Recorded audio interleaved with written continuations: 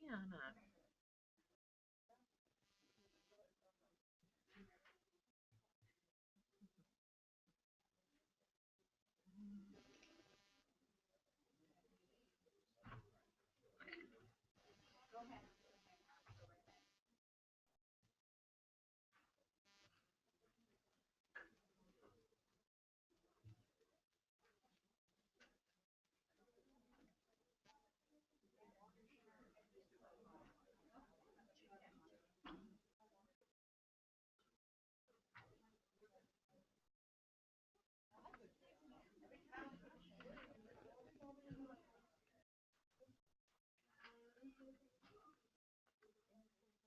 All right, I'm going to go ahead and call us to order. If anybody's got a cell phone or anything that's going to make noise, if you'll vibrate that, feel free to tweet or text. Just try to keep them on silent. Jared McGraw, as at all of our meetings, is our board's representative in the audience. So if you need something, please look to him for that. Mr. Stewart, could I get an invocation? Let us pray. Heavenly Father, we come asking that you forgive us of our sins, Lord, and we thank you for our many blessings. We're thankful for those in attendance here tonight. The right to assemble is guaranteed as Americans. Lord, we ask that you convey your wisdom and your insight to this board tonight as we deliberate and debate issues before us, and we make the right decision to benefit the children of Union County. Be with us, Lord, as we depart tonight. Keep everyone safe and in thy shelter. In Jesus' name, amen. Amen. All right, if everybody would stand for the pledge. Allegiance to the flag of the United States of America and to the republic for which it stands, one nation, under God, indivisible, with liberty and justice for all.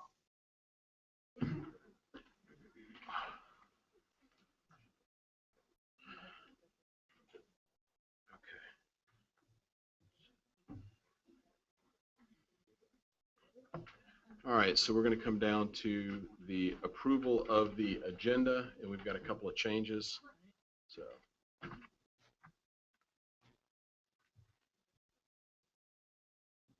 Savage, you ready?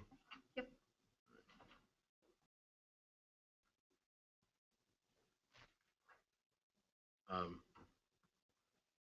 So go ahead if you want to make the change to a 9A. Okay, I'd like to make a 9A, and that would be for reassignment. Okay, thank you. We're going to make 9A, talking about reassignment. We do not have special recognitions this evening, so if everybody will draw a line through 5. All right. Can I have a motion then to approve the agenda as amended? So moved, Mr. Chair, as amended. Thank you, Mr. Collins. All in favor? The agenda is approved. So now we're going to move to public comments.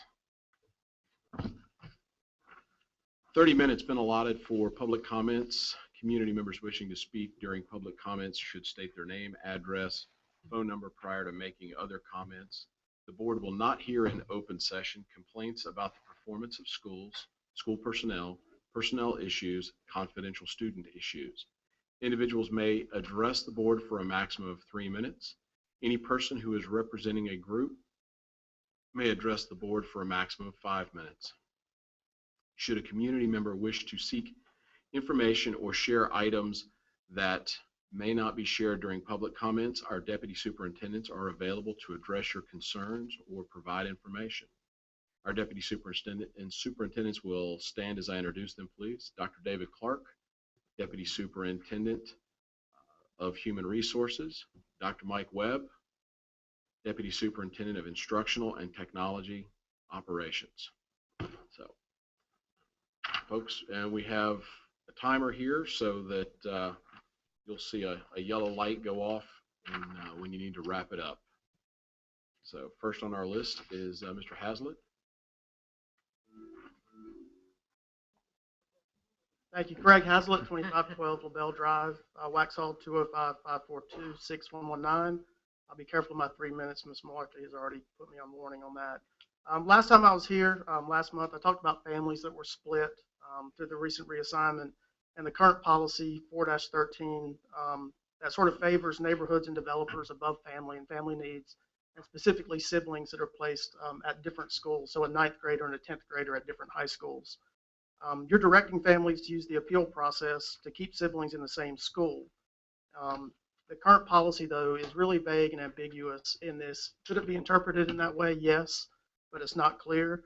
I've done some additional research since I've talked to you guys. I emailed it to you this week. I hope you've had a chance to look it over. If not, I hope that you will. But basically, if counties the size of Union County with 100,000 plus residents and growing like we are, we have the strictest transfer and reassignment policy as it relates to siblings and family needs. I laid it out for you in that email. It really just goes to show, I hate to say it, but almost anti-family sentiment in favor of neighborhoods and in favor of developers over families and siblings. Tonight, I brought with me, and it's been handed out to you by Ms. Malarkey, your actual policy 4-13, with a few minor amendments. So the work is done. Other counties are doing this. It's legal. It's been approved in other counties. This is not new or out of the question. If you'll look on page 2 of 8, under the section for stability, there's one line stating providing an opportunity for siblings to attend the same school at the same time. That's regarding when there's reassignment discussions. Another is under student transfer, a new addition number 10 to place siblings in the same grade span at the same school related to transfers. That's really all there is to it. There's another little thing in there later around athletics if you want to consider that. But I wanted to read something also, if I still have a minute.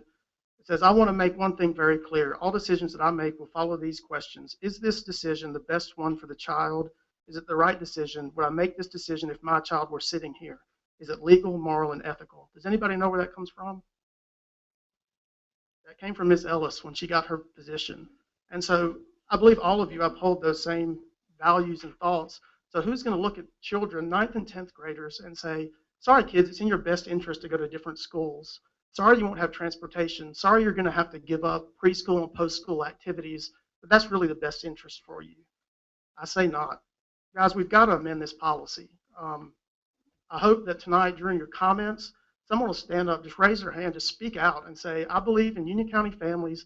I believe in keeping kids together in schools. Folks that are on the policy committee, please do that. I mean, I really can't wrap my head around what would stop that from happening. Thank you.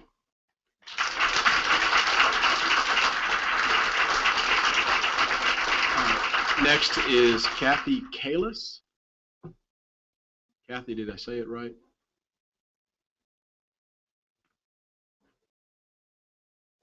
Hi, my name's Kathy Bailey Califf. I live at 109 Castlestone Lane, Matthews, 28104-704-821-1579.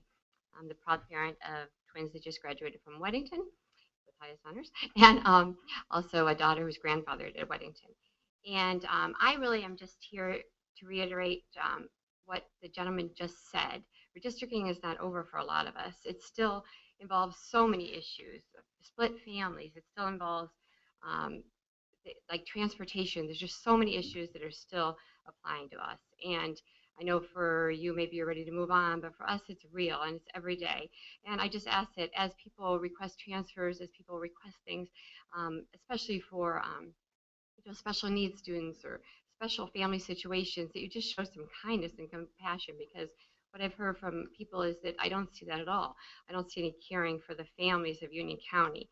And on another issue, I just wanted to follow up on something. Back in April, I contacted John Jones regarding grandfathering. He said, with regard to the concern about grandfathering for 2014-2015 for high school students, it's the intent for our students currently in grades 9, 10, 11, and seniors to remain in their grandfather's school until they graduate. And at the time, I was contacting him because I was downsizing my house.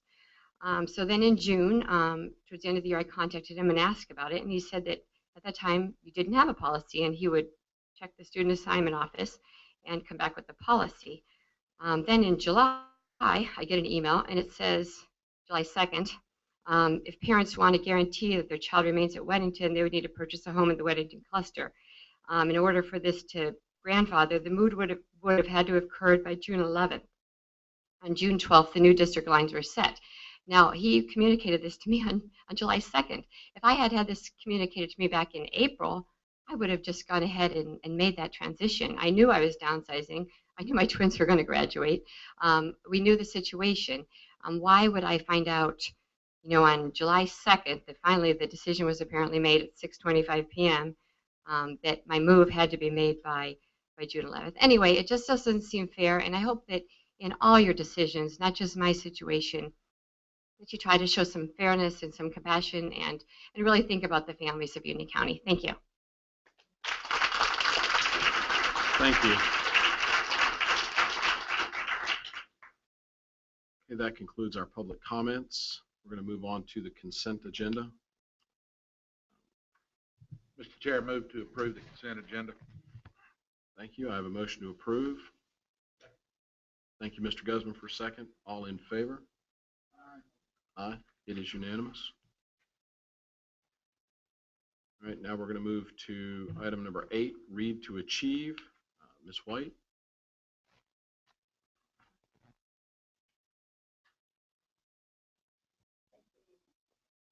Over the past year, we've talked to you several times about Read to Achieve, which affects our third grade students. It was part of the Excellence Public School Act, and the goal for it was that by the end of third grade, all third grade students would be on grade level, and in addition, that they would be reading proficiently and comprehending and being able to analyze complex text.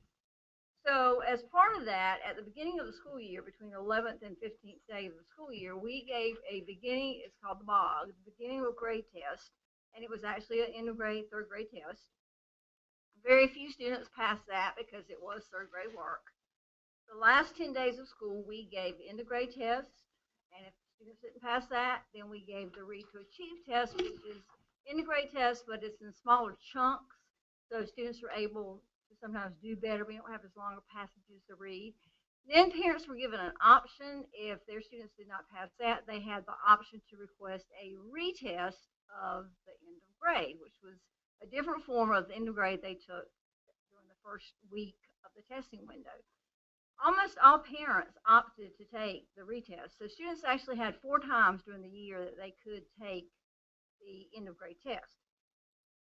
So looking at that, we had about 80% of our students who actually passed. Then you had additional students who passed with, we had a state portfolio that they could use. They had a local alternative portfolio that we had approved. So additional students were approved with that. So it ended up that we had 419 students who actually enrolled in our summer reading camp. There were 6 different sites. We had 30 students who are participating in private tutoring. So now summer camp is ending for year-round schools on July the 23rd. It ends for traditional schools on August the 7th. And students will take the Read to Achieve again. So that will be actually the second time that they've taken the Read to Achieve. They'll take it then. And students who have been in private tutoring or who didn't go to summer school will come back in at that point and take the test. If they pass the test, they go to 4th grade, and there's not any kind of tags or anything like that. If I do not pass the test at that point, I haven't passed it with the portfolios, then when I go to 4th grade, I will have something called a 3rd grade retained reading level. We don't really know what that means, but it's something I'm sure it's going to be a power school that says, I'm in the 4th grade, but I really haven't passed what I needed to be there. So then they'll have from then until November the 1st, can finish portfolios if they started the portfolios and have passed a lot of it. But at November the 1st, we're going to test them again with the Read to Achieve. If they pass at that time, then they go straight on to the 4th grade. But you've been in the 4th grade the whole time being taught 4th grade standards, but getting extra additional help with your reading. And so at that point, with the that testing, then it goes back in the principal's hands whether they are, the tag is taken away if they pass, or whether they're just still have that retained reading label, but they're still in the 4th grade. So essentially they're going to be in the 4th grade anyway, but some of them will not have actually passed the reading test, which you're supposed to do in order to be a true 3rd grade student.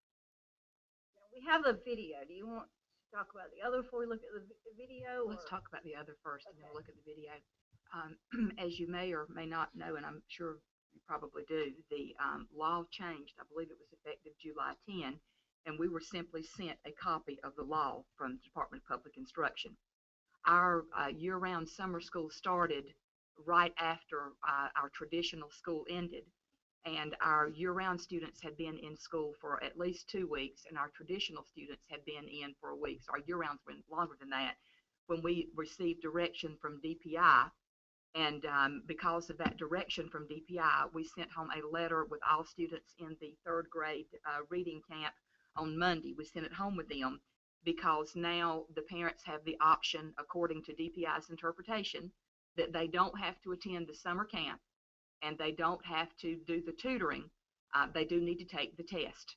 And then what Carolyn said applied. And we had a meeting with our elementary principals today talking about, it's called a 3/4 transition class, that if children do not pass the Read to Achieve, either by the portfolio, the alternative assessment, or the Read to Achieve test, they're going to be placed in a 3rd/4th transition.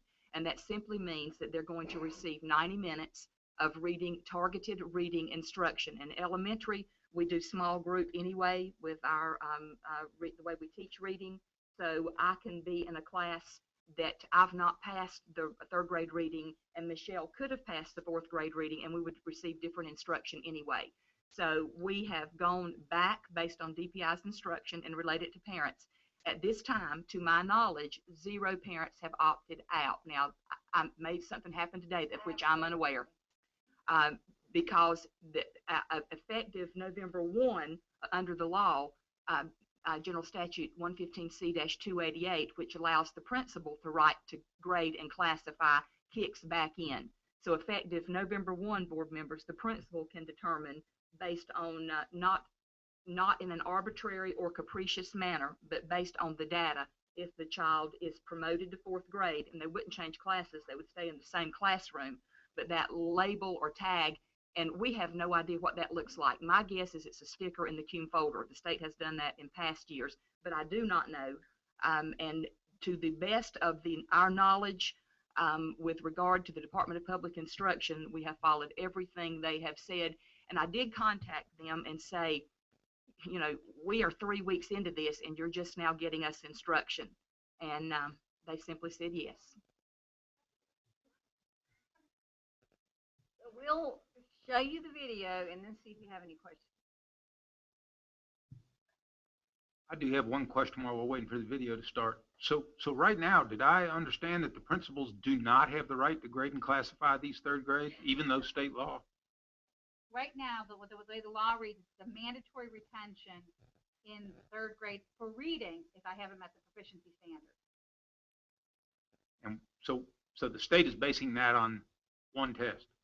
No, it's based on, you've Not- taken the test several times, you've had a portfolio opportunity. It's not just one test. You've taken it but 4 we're- times already. But are we putting aside 200 days of instruction by a certified classroom teacher?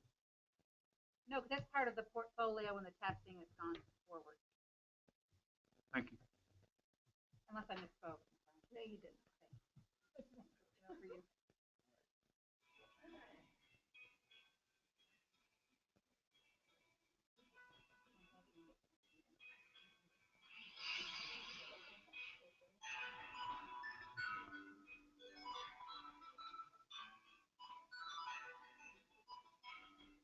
The Read to Achieve Act is a part of the Excellent Public Schools Act, which became law in 2012 and applied for this past school year at the beginning of 2013-2014 school year. And there's several initiatives and goals that focus on early childhood education as well as reading.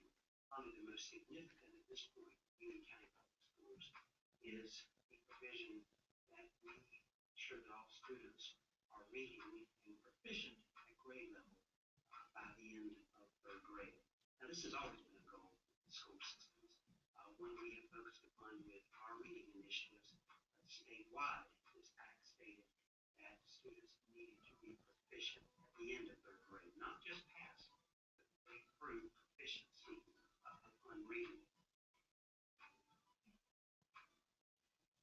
I'm a big believer in it because I feel like students always lose a reading level as the summer goes on. And when they come back to the next grade, we always have to work extra hard to get the kids back to where they were when they left the previous grade. So I think this really gives those kids who are struggling an opportunity to keep working on those skills over the summer.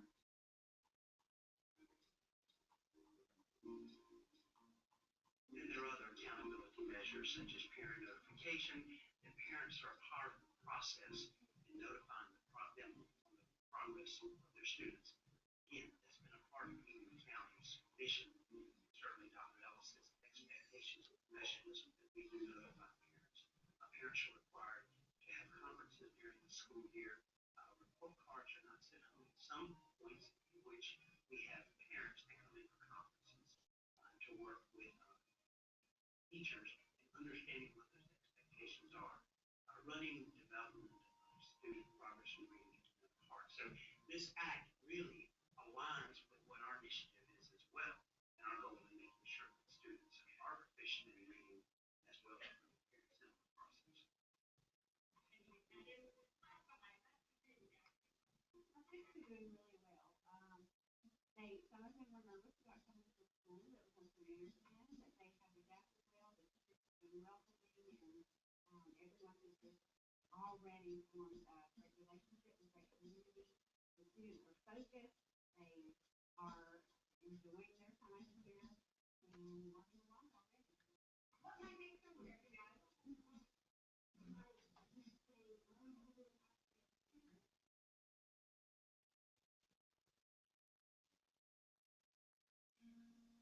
I think the one thing that the program itself aims to emphasize, we already have done a good job in Union County Public Schools is involving stakeholders in the process, involving parents. That it's not just about teaching that student reaches proficiency. Done as a part of what is the development, what good readers do in Union County Public Schools. The program does put in accountability as well as information in place that we already have. So the program affirms, a lot of great things for the community in literacy and recognizes that many of the practices and recommendations and parts of the required law that come into place, some of that's old hat for Union County Public Schools. We can always do a better job. And I think we're constantly, our principals and our teachers especially, are thinking, what can we do to improve our craft, instructing readers, and developing good readers? The act itself allows us to go back and say, are we doing this sufficiently? What is working? What can we do a better job regarding instructing students to be those balanced readers that they are proficient? There's alignment, there is some affirmation, and I think there also is some challenge if we look and say, hey, are we doing the best job? As well as making sure that we're involving parents in the process. Not only are there teachers, schools working with their parents that are working with them, because they want to see their child succeed as well.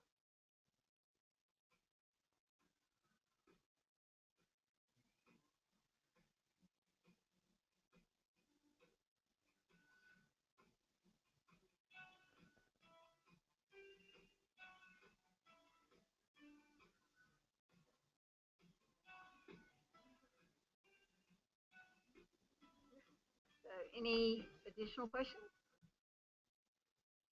I'd like to thank Ms. Stalbert for the video for you folks. I wanted you to be able to see what was going on in those classrooms. Thank you very much.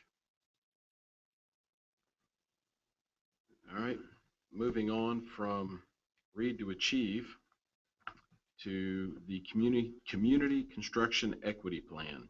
Dr. Webb? What?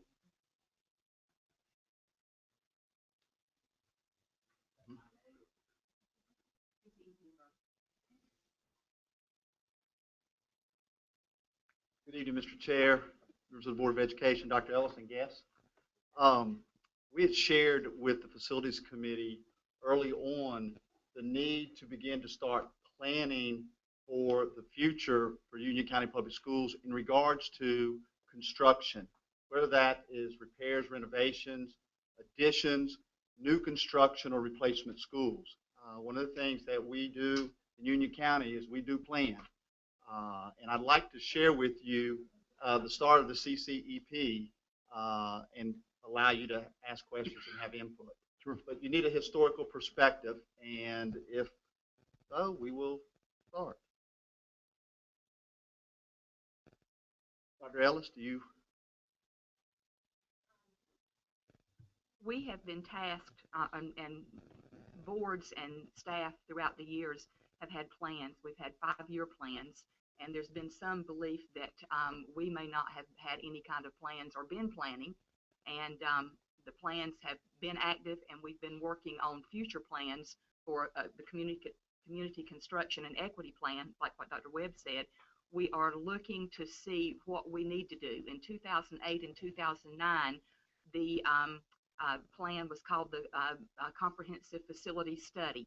And that is when stakeholders, I'm talking about site-based teams made up of teachers, parents, administrators, and community members, assessed their school to see what they believed their needs to be.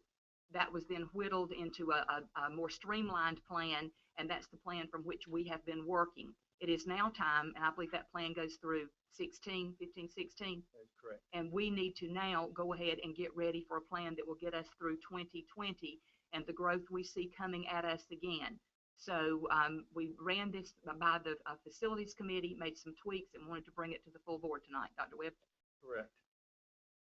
So let's again look back at the history. As Dr. Ellis shared with you, we started with the Comprehensive Facility Study back in 2008. Again, we had professionals from architects, engineers, our own maintenance, our site-based teams that are made up of teachers, administrators, parents, community members, again, assess their schools and put together their needs and wants list for their individual schools. That came together at the total amount of about $283 million worth of requests. Those requests were then taken to the facilities committee. As you see, the next part of the process, if you think about it, simple visual, we put that comprehensive facility study into the funnel, with the facilities committee taking the first screening approach with all those projects listed in the CFS. Coming out of the comprehensive facility study was $110 million worth of identified needs. They whittled out the wants to what were needs ranging from electrical, engineering, safety, etc. That then went to the Board of Education for approval, and again, that was $110 million that is now and still referred to as the Comprehensive Facilities Plan. Now, the most important part about that is that the CFP was never funded by the Board of County Commissioners.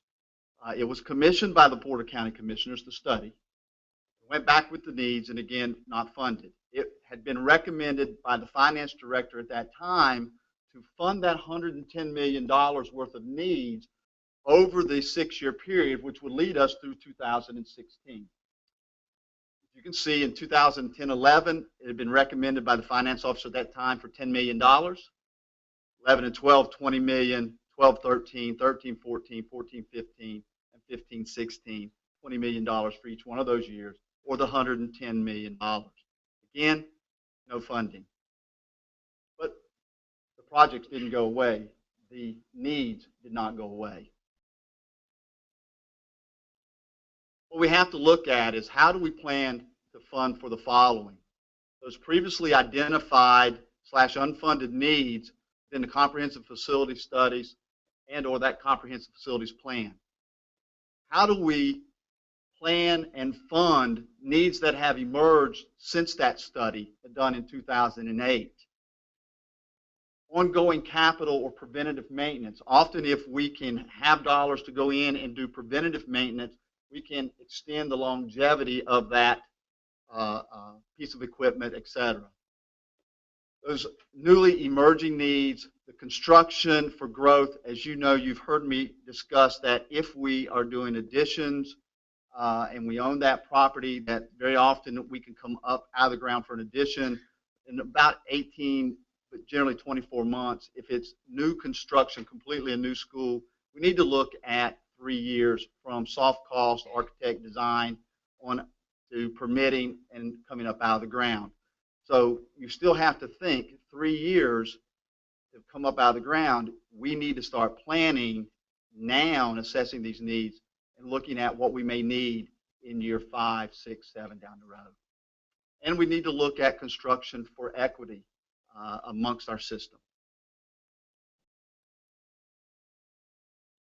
Back in 1998, I participated in a similar process as this. We called it the Blue Ribbon Task Force. At that time, I was in the Sun Valley cluster, and we assessed the needs starting first at the individual schools, then we come together as a cluster, and then we came together as a system to provide those needs. That 1998 Blue Ribbon Task Force provided a blueprint for several years, and that's what we're hoping this CCEP will do, provide a construction blueprint so that our communities, our stakeholders know exactly where we're going and what our needs are for the next several years. Again, we hope that it will provide for some stability. We hope that it will address growth, whether that's flash, bubble, or long-term. You have to deal with all three of those. You also have to look at your existing facilities. Are they still meeting our need? Are they reaching the end of their life cycle, et cetera? And then future facility needs. The thing that you heard me discuss at the last facilities committee meeting when we were introducing the CCEP was that we need to know in the area of construction, what size do you want your schools to be? As a Board of Education, you have to determine what the size elementary, middle, and high school, so that we can plan in regards to core capacity, your maximum seating capacity, so that we would ask you as a board to work with the strategic planning committee, work with your curriculum committee to come back and provide guidance. What size do you, again, want those buildings to really meet? or B. And so therefore that tells us, do we add additions to bring the seating capacity up? Do we address core capacity? And those things take time. Or are we looking at new construction? So again, I would ask that as we go along this process, and developing this CCEP will take several months, a minimum of 5 months of time invested to provide an accurate plan, then time for the Board of Education, the Facilities Committee to vet through those projects. Dr. Webb, may I interrupt? Simultaneous to while the communities are doing this, we need to talk, the curriculum committee needs to be active along with the strategic planning to come to terms with what size you want the schools to be. Correct. And then those two can come together, and then it will have to go through policy because it's in chapter 1 in the 20s or 30s, I don't remember the exact number, that would have to reflect it in policy so that we would have marching orders on that end. That's correct. Again, you can see the stakeholders that need to be involved in the long-term plan such as this. Again, we try not to go out beyond a 5-year forecasting, but when you look at the type of study that you're doing, just as the Blue Ribbon Task Force did, believe that this type of plan will guide Union County for the next 10 years. I don't have a crystal ball, and I'm not sure, but that's my guesstimate, at least 6 to 10 years. But you need to involve your parents, the Board of Education and the Board of County Commissioner Working Group, because ultimately, whatever size you determine that these buildings need to be, whether that's additions, again, renovations, et cetera, there's going to have to be a funding mechanism for it. You need to look at strategic public-private partnerships. Can we engage with our private businesses and look at funding mechanisms there as well? Engage your students. The designs of our schools, they need to have input in it. They're boots on the ground. It's amazing what middle school students will tell you if you ask them when they're in the middle school, what did you miss in an elementary school? Or ask a high school student, what would have you liked to have seen in your middle school? So they need to be included in those discussions as you are working with architect firms and working through designing your process. UCPS is your facilities department. And again, your teachers need to be included in that as well. So again, at the grassroots, involving as many stakeholders as we possibly can. When you look at that, again, it's going to address the repairs, the renovations, the additions, new schools, replacement schools, and you have to look at land acquisition. We all know that the bypass has been approved. At some point in time, you have to begin to think about the impact that could be on our eastern part of the county as that builds out along that 218 and down into the Marshville area. So you have to look at all variables that will impact what we do in the CCEP. Again, we would take the CFP, that Comprehensive Facilities Plan. We would look at the CCEP.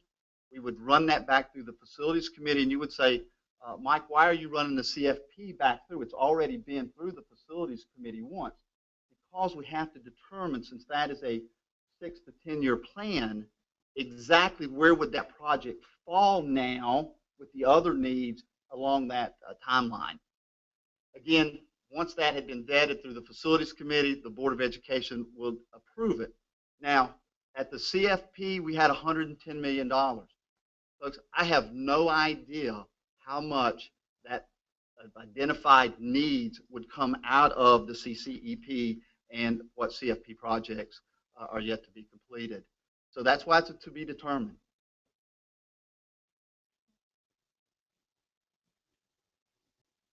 You heard me mention earlier to look at all viable funding sources.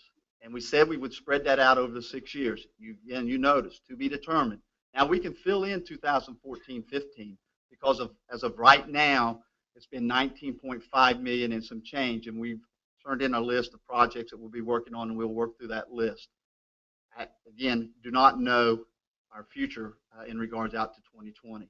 But again, I'll go back to what we said. We need the Board of Education, along with the Board of County Commissioners, the working group, to come together and examine all potential funding sources and options available to the county commissioners and available to the citizens of Union County. We need to make sure that our plan that we develop is sustainable and that it meets our true needs as we grow in Union County. And we need that working group to make recommendations to the full Board of Education and to the full Board of County Commission so that we come out together as one team with one mission, and that's to meet the needs of the citizens of Union County. And again, they need to look at possible strategic public-private partnerships. With that, I will field any questions. And again, please, developing the plan will take several months. And again, the process would be to start first at the grassroots at the school level, pull the cluster schools together and have them submit a cluster plan, and then take the cluster plans and create the CCEP that would go through the first screening process to the facilities committee. Dr. Webb, with advanced manufacturing and everything we're doing there, have we identified some outside partners or private partners that may be interested in getting involved?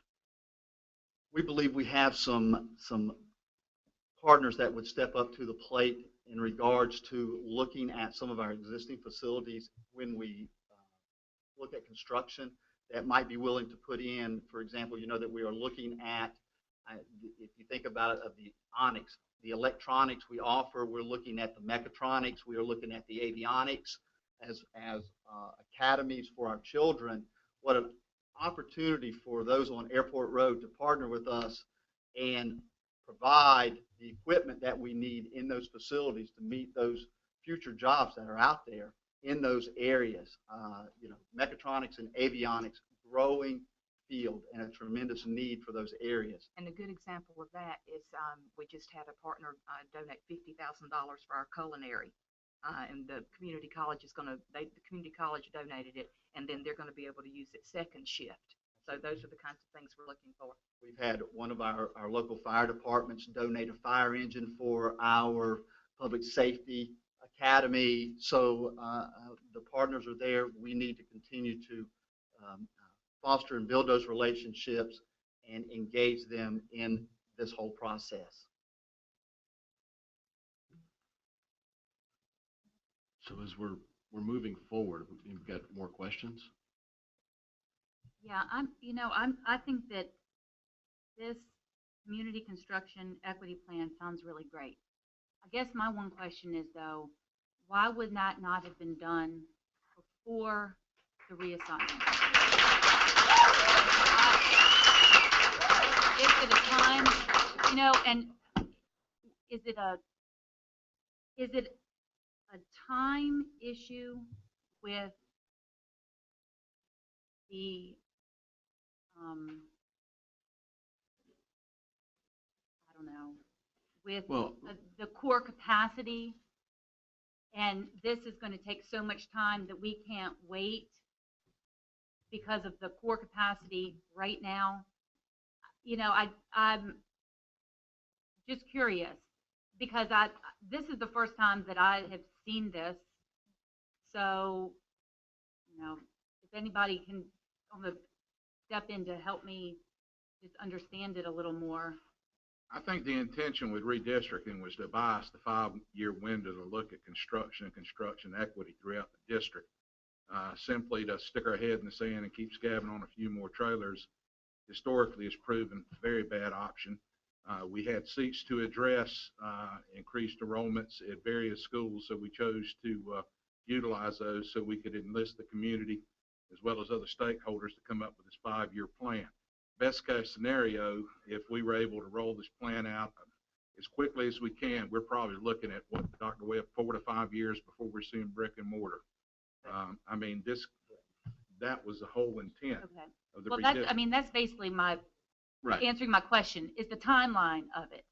Yeah. So if the fruition of this plan is 4 to 5 years, then the schools could not maintain at their current capacity for 4 to 5 years. Yes. Am I understanding it correctly? That was the intent, and I also want to make it crystal clear. Historically, with the CFP and the CFS, everybody was vested as far as the commissioners and the Board of Education, but somehow that process broke down. Well, now through the local legislation and both boards' willingness to convene joint working groups as well as enlisting stakeholders, this is the perfect time to do some fence mending with the commissioners, but This also bring the creates our community map to, going forward with the county commissioners. And Mr. This Chair, dovetails rather nicely. I would hope that we would be allowed to do this presentation for the county commissioners, to speak, to talk with them about this. I'm sure we will get an invitation to do that. Go ahead, Marcy. This needs a lot of fence mending, not just with the commissioners, but with Union County as a whole. Let us talk. You know, I'm looking at this, and you talk about community and family input. I want it to be a lot of community and family input, not just site-based committee. That's, because Union County needs to be able to trust and buy into this. So, I mean, that was the blue ribbon panels. And that's me, that's my. Right. Principals will have the leeway to add, Whoever they want. additional parents or. Well, no, I know, but I mean, I'm saying if you want to have that site-based, that's great, but I mean, I would like to see total buy-in somehow. If that comes in the form of a parent survey, and I know those are hard to get back sometimes, but something, it just, I think we need buy-in. We I think we give need the the trust and principals we need that. the buy-in. I think we give the principals that autonomy to bring in the parents that to come in and work, in addition to the site-based teams. Yeah, but how many people in the county don't have children in the schools? Right. Mr. Chairman, I think what Marcy is saying is sort of like a town, like a rally around the town kind of thing, where everybody in the town, whether you got kids, children in the system or not in the system, people have an Have input. opportunity to express themselves. And that, I don't think, should just be led by the principals, but maybe what we need to do is get with the local governments and get them to be stakeholders to rally their town or their cities or their villages so that they can help in the rollout and collectively kind of merge together. So when it gets to the clusters, that would be almost like the fine tuning of it. Everything else would kind of be the peripheral bringing together of ideas. But then when it gets to the clusters, to the experts in a sense, they'll be able to take that data and analyze that data in such a way that when it comes to the funnel that we saw on the screen, we'll have a unified project and a unified purpose. But I think we've got that up there. I think it's at BOCC, but that certainly would encompass all the other governmental folks out there. We definitely want to make sure it's a cross-functional team that includes as many people as we possibly can. Again, you're looking at a driving blueprint for several years, 6 to 10 years. It needs to include as many people as we possibly can. All right. Mr. Chair, this came out of facilities to the full board. I would like to move that we instruct the staff to move forward to begin facilitating this plan, taking into consideration the remarks we've had here tonight. Because it's coming out of committee, I don't need a second. So all in favor? Aye. Aye. It is unanimous. I can't see Sherry. I'm sorry, I thought this was informational. It is information. It is information. We have to amend it. So Or make a motion to amend. what's that? I'm going to make, go ahead, make a motion I'd like to make a motion to amend the agenda for item 9. to go So from. community construction equity, it's listed as informational. I would like to have it for informational and approval tonight, please. All right, so I have a motion on the floor to approve, amend the agenda. Thank you, Ms. Helms. All in favor? Aye. Aye. All right, so the agenda is so amended. All right, so would you restate your motion?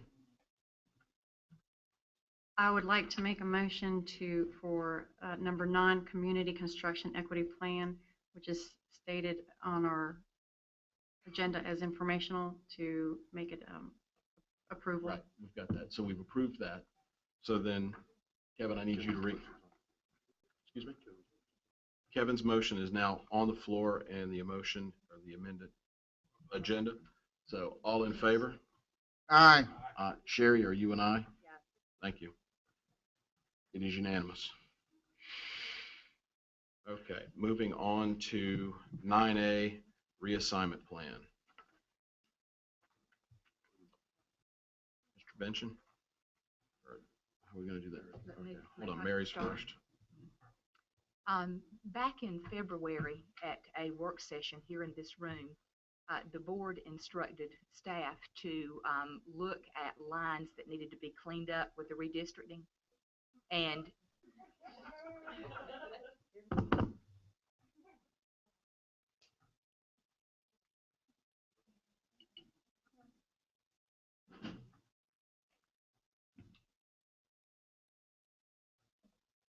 Go ahead, please.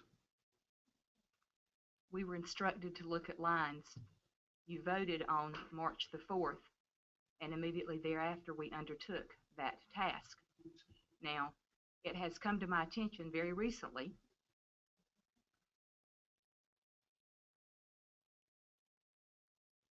that there is some question of impropriety.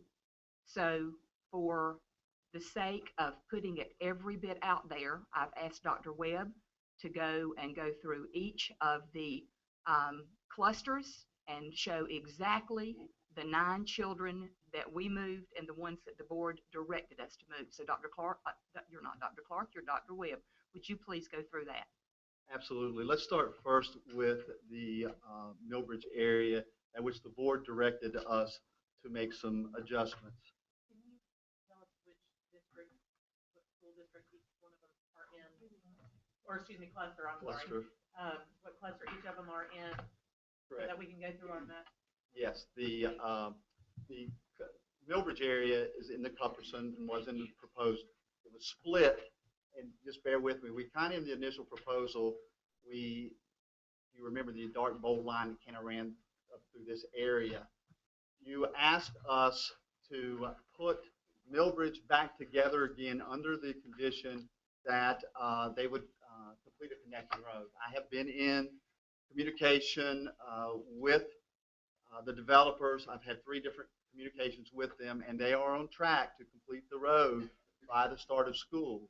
Again, I've met with them personally once, and I've spoken with them twice on the telephone.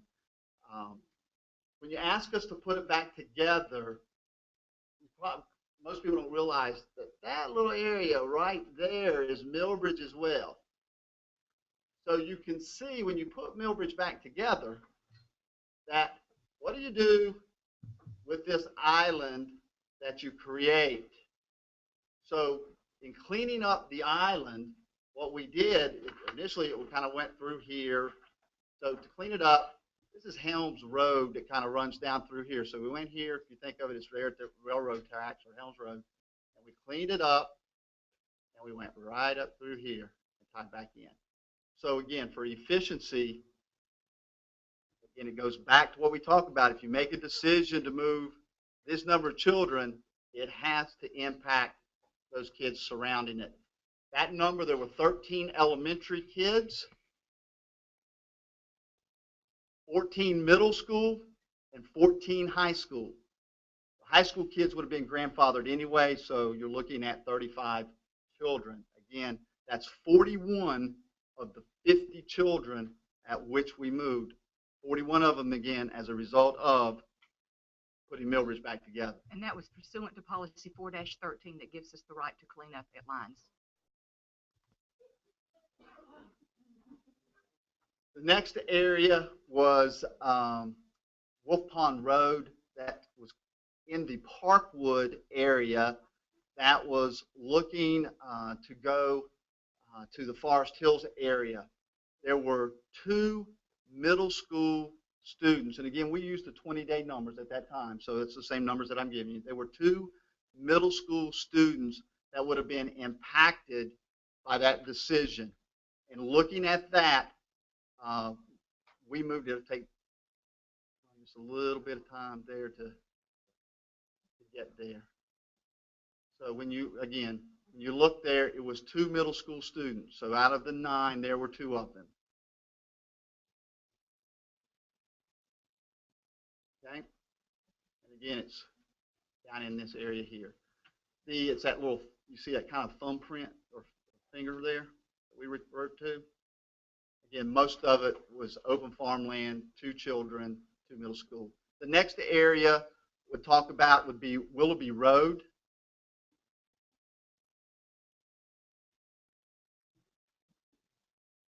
When we looked at Willoughby Road, it was brought to our attention that some of the houses fall on a street and not so in a subdivision.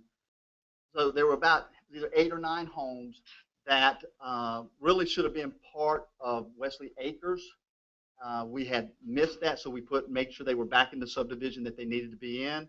That was 2 middle school students and 1 high school student. Okay? And that they were they were in the Weddington, I believe going to Sun Valley, and we left them in moved them to the Weddington, again, connecting that subdivision.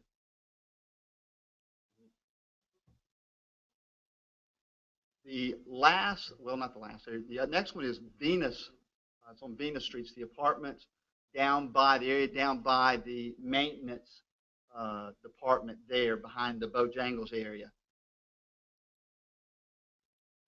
I don't know if Don can pull it out far enough where you actually see there were 3 middle school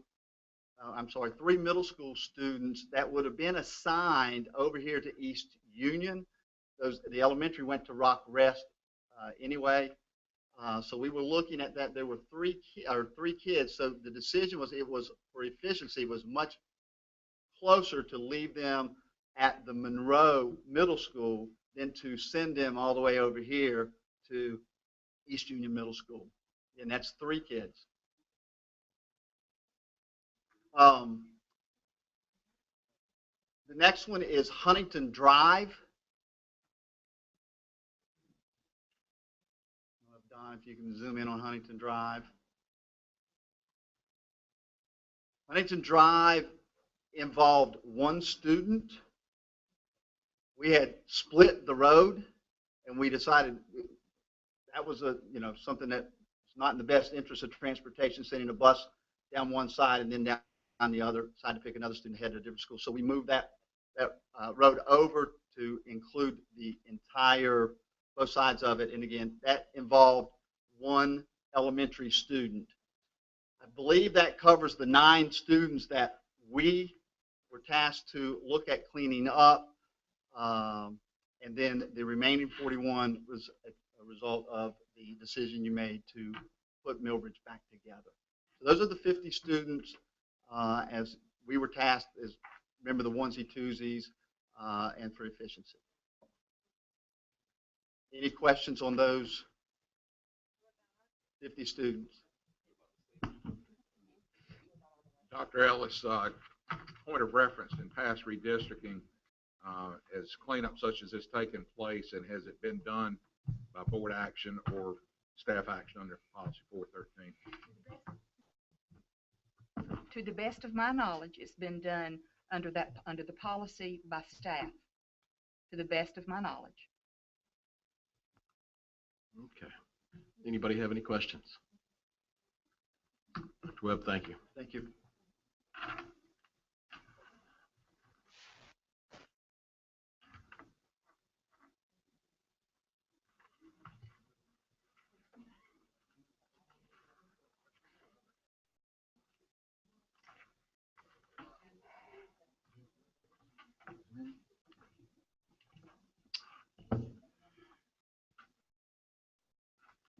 we have a resolution that I'll be reading.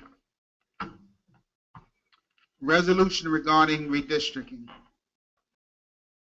Whereas the Union County Public School System has been one of the fastest growing school systems in the country over the past 15 years, with enrollment increasing from approximately 22,000 in 1999 to 2000 to an anticipated student enrollment in excess of 42,000 for the 2014-15 school year. And whereas substantial school construction has not kept pace with the student growth and location of that growth, resulting in severe overcapacity issues in a number of schools.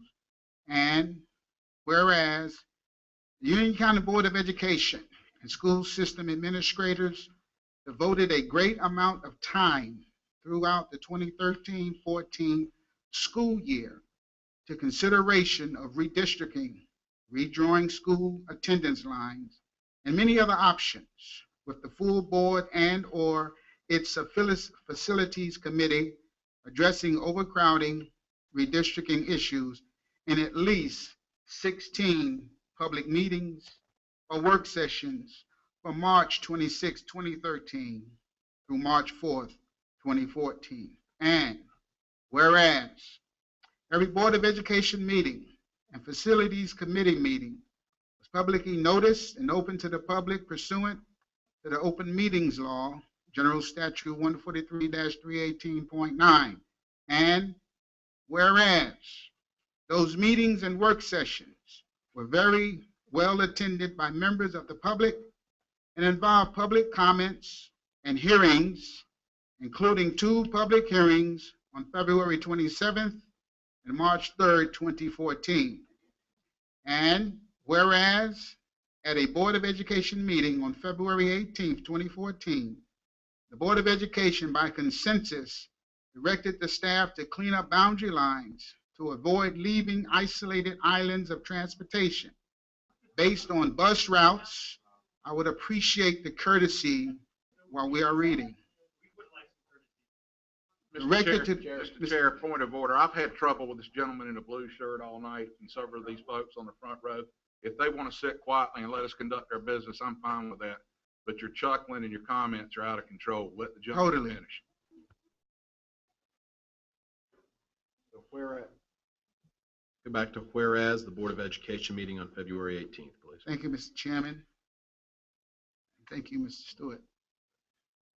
Whereas at a Board of Education meeting on February 18th, 2014, the Board of Education, by consensus, directed the staff to clean up boundary lines to avoid leaving isolated islands of transportation based on bus routes, roads, and housing patterns that would result in inefficiencies and leave islands of students to be transported. And whereas at its regularly scheduled monthly meeting, Board of Education meeting on March 4th, 2014, a motion was made and approved to adopt the school redistricting plan for 2014-15 with 2 amendments made to reduce the scope of the plan. The first, to allow grandfathering of certain students in their existing schools, and the second, to exclude the Millbridge neighborhood from redistricting. Should a new residential road be constructed linking 2 sections of that neighborhood, thereby changing potential transportation patterns. And whereas it was always the expectation of the board that the staff would have latitude to make minor adjustments to the school attendance lines to preserve small neighborhood groups as provided in Board Policy 4-13, and to prevent isolated transportation patterns and inefficiencies as agreed at the February 18th, 2014 board meeting. And whereas, consistent with the board's expectation, the staff has made such minor adjustments to the plan approved by the board at its meeting on March 4th, 2014. Now, therefore, the Board of Education hereby resolves as follows. The redistricting plan approved at the meeting of the Union County Board of Education on March 4, 2014 is hereby reaffirmed, subject to the minor adjustments recommended and approved by its administrative staff. And the redistricting plan with the minor adjustments, as shown on the maps attached hereto, shall be the final approved redistricting plan effective with the 2014-15 school year. And any notice of assignment not previously provided shall be provided as soon as possible, as set forth in General Statute 115C-368, and the final approved redistricting plan, as shown on the maps attached hereto, shall be published immediately on the website of the Union County Public Schools. Approved this 8th day of July 2014 by the Union County Board of Education. Richard Yurchek, Chairman, attested to by Dr. Mary B. Ellis, the Superintendent and Secretary. Mr. Chairman, question to Mr. Benchon. Are you offering that as a motion, sir? Yes. I will gladly second, Mr. Chair. All in favor? Aye. All opposed?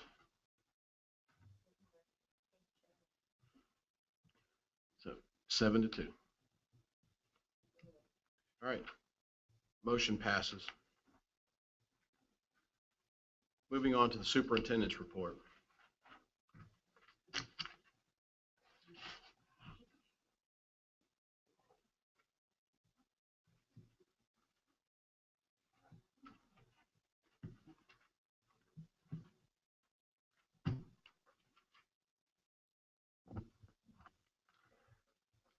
Good evening, ladies and gentlemen.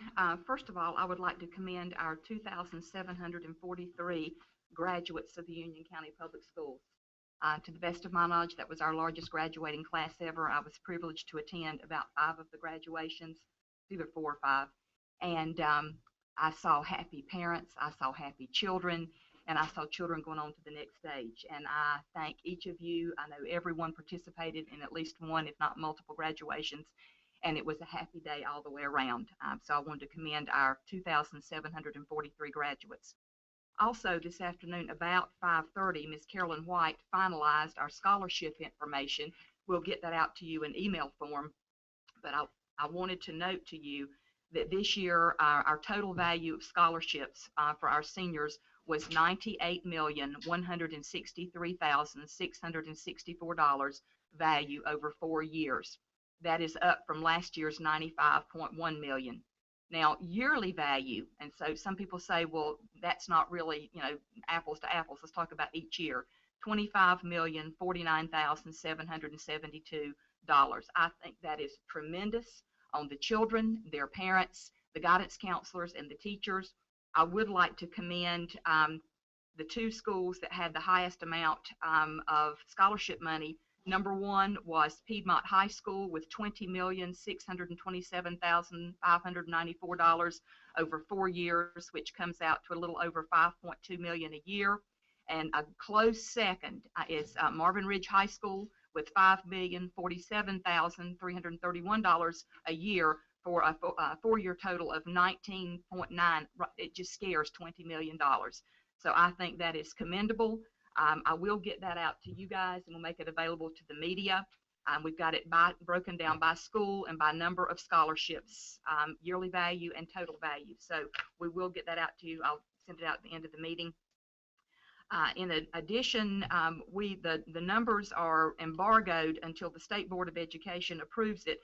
But Ms. White and I have been diligently working a lot more, Carolyn, than Dr. Ellis. With our EOG, our READY scores. Our scores are up this year. I can report to the board. I think you're going to be pleased. Our graduation rate, I believe, is going to knock the socks off folks.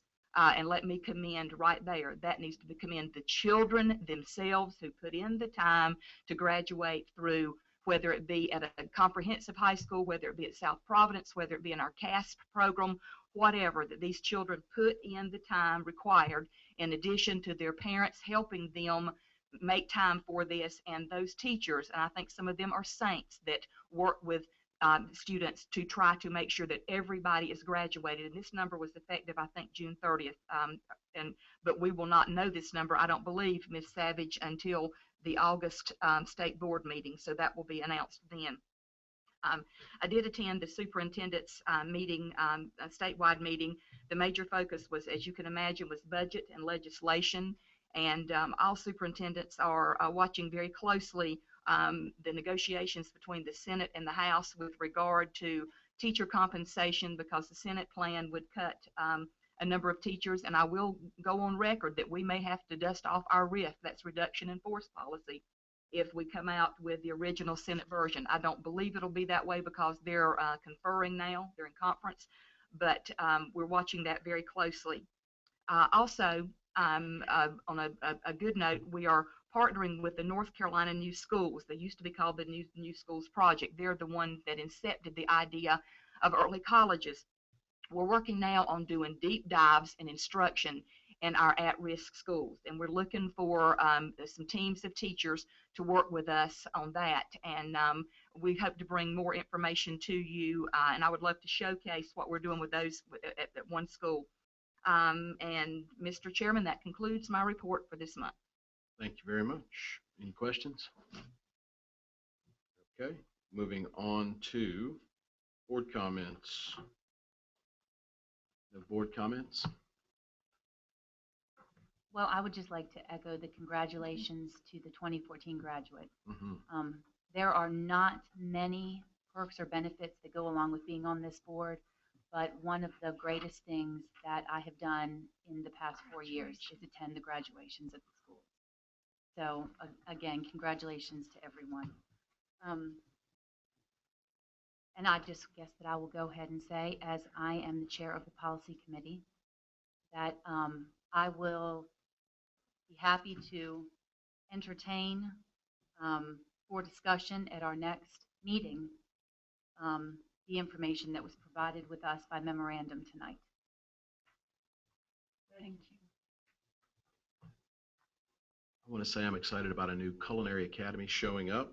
I think that's going to be a lot of fun for a lot of kids that want to go into that. May I add that with our partnership with South Piedmont, they're working with memorandums of agreement with Johnson and Wales, and what's the name of the other? The Art Institute of Charlotte. So the children can matriculate then on for a 4-year degree if they're so inclined, or a 2-year degree. That's a pretty good get. So, all right. I have a comment. You know, I kind of, this whole redistricting, this has hurt so many people, whether you're for, whether you're against it. I wish we could have cleaned up more. I wish we could have looked at the Barringtons, the Valhallas, the Wesley Oaks, the Newtown Villages, Blackstone, all the way out to Emerald Lake. But we need to get, these children need stability. These children need stability. Normality is key.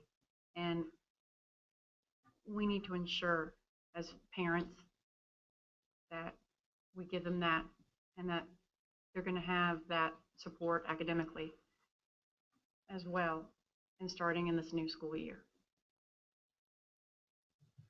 Mr. Chairman, I would like to speak to Mr. Hazlett's comments earlier. I spoke with him the last time he spoke before us, and I would wholeheartedly encourage policy, and I've spoken, so there will be one-on-one. I think it's time that we revisit not only some of the 413, but I'd like to see a comprehensive policy review, especially we've talked about school sizes, that sort of thing.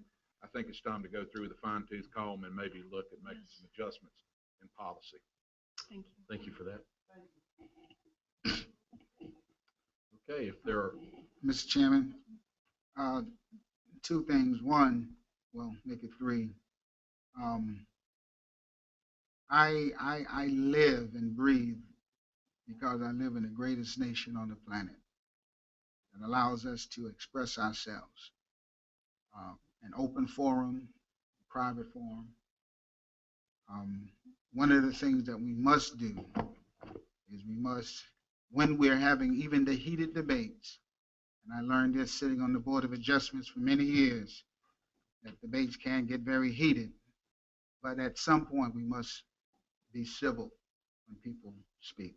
And that's all I cry. It's just for civility. When your turn to speak, be as loud, be as passionate, come before us 2 and 3 times. But when someone else is speaking, just be civil. Because when you do that, then now you're being fair, because now everybody is being heard. The next thing is, tonight there's a young man amongst us. His name is Ashton Duncan. He's been following me throughout the day. He's part of the 4-H program. We had meetings this morning, at the central office. He came and he waited for me to finish there, and we gave him a tour of the central office, and then we talked in the conference room, and then we went to Salsarita. Stand up, Ashton. And where we proceeded to do massive marine damage. I'm a marine damage on some Salsarita's items. Needless to say, the burrito that I had never had a chance. And he asked me about 15 questions, and I hope I answered him in the way that he was hoping. And he's been with us. His parents has allowed him to do that. The last thing, Mr. Chairman, and I thank you all for celebrating Ashton. He's a rising freshman, and he will be attending Monroe High School, which everybody in this county knows is near and dear to my heart. We've graduated, my wife and I, 4 from Monroe High School, 2 went on to Carolina, 2 Marines. 1 is going to be a school teacher, and another is working in the medical field. The last thing is, we have a 2002 graduate from Forest Hills High School. It's not every day a Red Hawk talks about a Yellow Jacket, but this is special. Her name is Shamir Crawford. Some of you may know her as Shamir Gardine. She is the daughter of Pastor Osco and First Lady Gardine at the Elizabeth Missionary Baptist Church here in Monroe. She is a contestant on Rising Star. And I tell you, I have spent the last couple of Sundays with that little app voting for her. And when she did not get picked on the East Coast, word came that if you stayed up late at 12 o'clock, you had a chance to vote for her again on the West Coast. So I persevered, and we made it. But I wanted to share that because you can help a Union County public school alum achieve a personal goal. A Forest Hills graduate, her name is Shamia Crawford, and she's on Rising Star, which comes on Sundays, I believe at 9. But download the app. Just vote for her, then you can cut the rest of it off. But just let us celebrate Shamia Crawford. And for you media that are here, you need to find out about this young lady and let everybody know that they need to download that app and vote for her. If they could do it for that girl in Florida, we can surely do it for one of our own here in Union County. Thank you. Thank you, Mr. Chairman. Thank you, Reverend Benson. All right, do I have any other comments? So without any further ado, I'll move to announcements. Mr. Chair, facilities will meet Thursday, July 31st. We're going to meet at 07:30. It'll be at the Central Services boardroom. Can't make it any earlier? 6:30 is good by me. Good, but you're not gonna get anybody else there. Any other announcements? All right, plus Delta. I'd like to thank the chair for the brevity of this meeting. I do my especially best. after our long day. I'm going to do something nobody's done before. I want to thank the PDC for the hospitality tonight. It's been wonderful. Randy, Odell, wherever y'all are, you do a great job. So thank you very much. I want to thank the citizens for continually coming out and expressing your opinion. Don't stop, good or bad, don't stop, just be civil. Okay, so we're moving on to item 14. Mr. Collins? Thank you. Motion to adjourn. Thank you, Mrs. Savage. All in favor? Aye. Aye.